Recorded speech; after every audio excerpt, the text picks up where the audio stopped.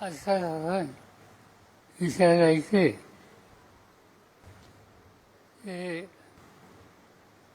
हे शिक्षण संस्थेचे पदाधिकारी हितचिंतक दिलीप वळसे पाटील, महाराष्ट्राच्या सार्वजनिक जीवनाचे एक ज्येष्ठ नेते बाळासाहेब थोरात, लोकसभेचे आमचे सहकारी खासदार निलेश लंके,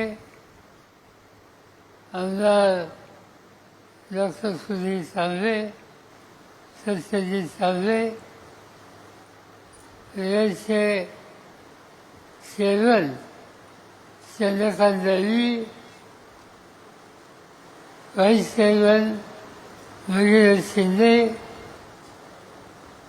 कर्मवीर भाऊराव पाटील सातारा विद्यापीठ याचे कुलगुरू ज्ञानदेव मस्के, मीनाताई जगधने, दादाभाऊ कळमकर,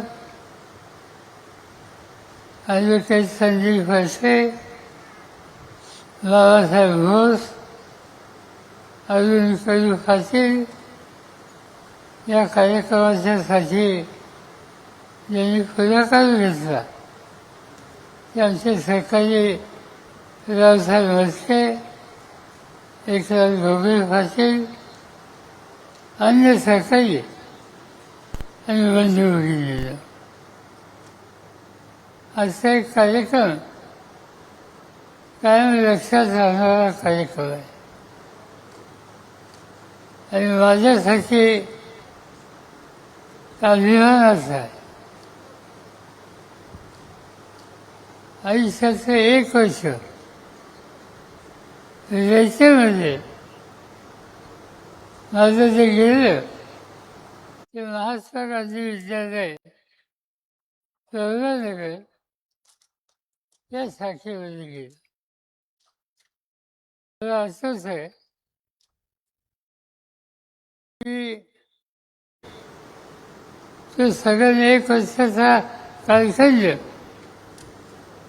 या अनेक गोष्टी मला शिकून गेल्या. मला असंच आहे की या ठिकाणी काही प्रश्नावर संघर्ष करायचा,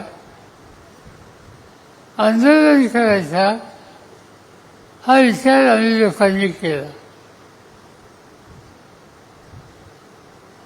ते काळ गोवा मुक्तीचा होता आणि गोवा हा पोर्तुगीजांच्याकडून भारताकडे यावा यासाठी नानासाहेब गोरे, मधु लिमये, मधु दंडवते अशा अनेक लोकांनी संघर्ष केला. त्याला अटकही नाही.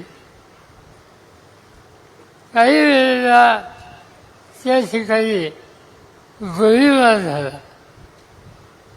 मला असंच आहे की या दिवशी पोर्तुगीज सरकारने महाराष्ट्राच्या सीमेवर या महाराष्ट्राच्या सत्याग्रहांच्यावर गोळीबार केला.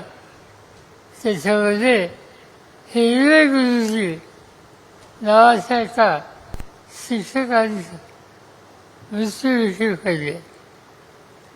ही बातमी आली सर्व राज्यामध्ये संघर्ष सुरू झाला.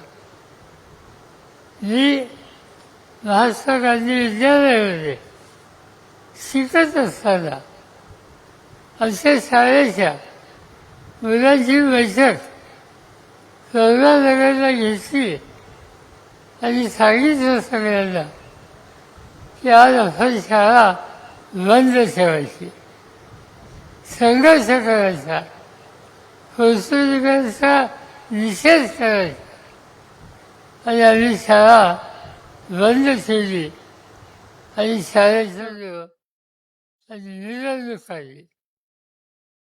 कुठं जायचं काय माहीत नव्हतं. तेवढा साखर कारखाना हेच महत्वाचं केंद्र होतं. आणि निवडणूक केली. साखर कारखाना त्या ठिकाणी गेलो आणि त्या कारखान्यामध्ये पद्मश्री विखे पाटील हे त्यावेळेला हजर होते आणि त्यांना सांगितलं की गोव्याला पोर्तुगीजांनी आपल्या लोकांचा गोळीबार केला आणि त्याचा निषेध म्हणून आज आम्ही कर्नाटकात बंद ठेवा असा निर्णय घेतलाय. तुम्ही कारखाना बंद. विखे पाटलांनी आम्हाला विचारलं कारखाना बंद ठेवला तर गोवा मिळणार नाही का? आणि गोवा मिळत असते तुम्ही कारखाना कायमचा बंद करायला तयार आहे. आम्हाला काही त्याचं उत्तर देता आलं नाही. माझ्या लक्षात आहे माझ्या सार्वजनिक जीवनात पहिला मोर्चा मी कर्नाटकाला काढला आणि तो गोवा मुक्तीला काढला आणि त्यावेळेला महात्मा गांधी विद्यामंदिर या संस्थेचा मी विद्यार्थी होतो. आनंद आहे की त्या शाळेमध्ये आज आपण अमृत महोत्सवाच्या दिवशी एकत्रित झालो.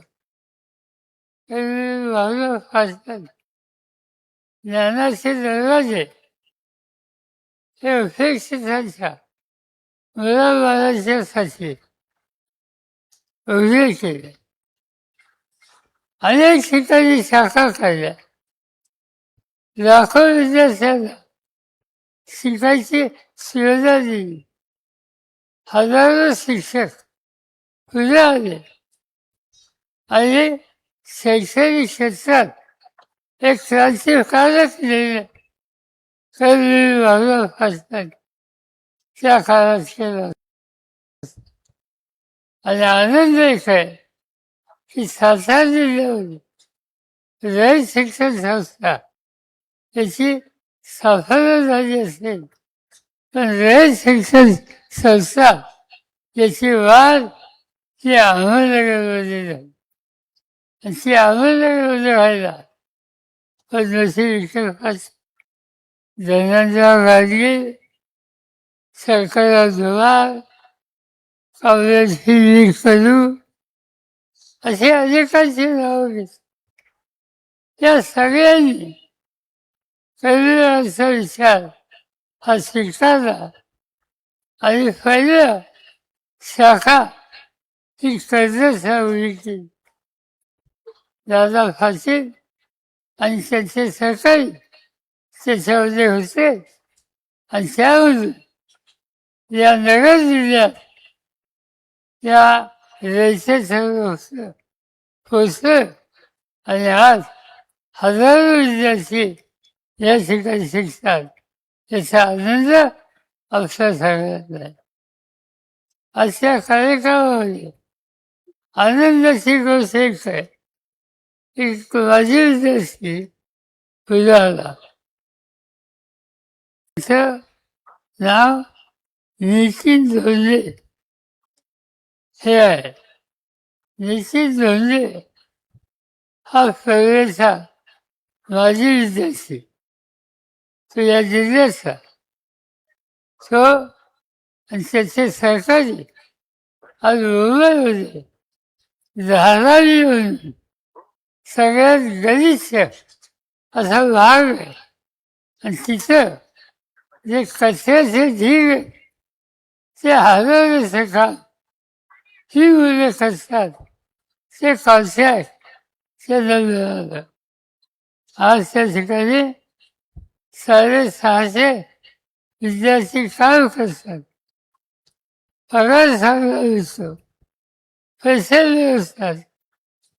आणि स्वतःचं कुटुंब चालत असताना आपल्याला ही जी संधी या संस्थांनी दिली त्या संस्थांना मदत करत असतात. म्हणजे त्यांची जी संस्था आहे त्यांनी सातारला रयत शिक्षण संस्थेला 1 कोटी रुपयाची रक्कम देणगी दिली. याशिवाय इतर ठिकाणच्या शाखांना 6 कोटी आणि 50 लाख दिले आणि प्रवेशा या शाखेला 50 लाख रुपयाची मदत त्यांनी दिली. एवढी कोट्यावधी मदत एक कष्टकरी कामगार त्याचे सहकारी जिथं आपण शिकलो त्याच्याबद्दलचं उत्तरदायित्व अंतःकरणामध्ये ठेवण्यासाठी प्रामाणिकपणाने प्रयत्न करतात. हे चित्र आपण या ठिकाणी पाहिलं. मी त्यांचं अभिनंदन करतो. तुम्ही अशीच मदत करत जा आणि ज्या गरीब मुलांना ज्ञानाचे दरवाजे खुले करायचे हा जो अण्णांचा विचार आहे तो शक्तिशाली करण्याचं काम तुम्ही या ठिकाणी करताय. तुम्हाला सगळ्यांना या ठिकाणी धन्यवाद देतो. आज या ठिकाणी नवीन शाखा ब्रांच ही आपण उभी केली त्याचं उद्घाटन झालं असं या ठिकाणी मी जाहीर करतो. आणि माझी खात्री आहे की ही संस्था आणि ही शाखा महाराष्ट्रात नावारूपाला येईल याचा पुरा विश्वास या ठिकाणी बाळगून माझे शब्द इथे मी संपवतो. जय हिंद, जय भारत.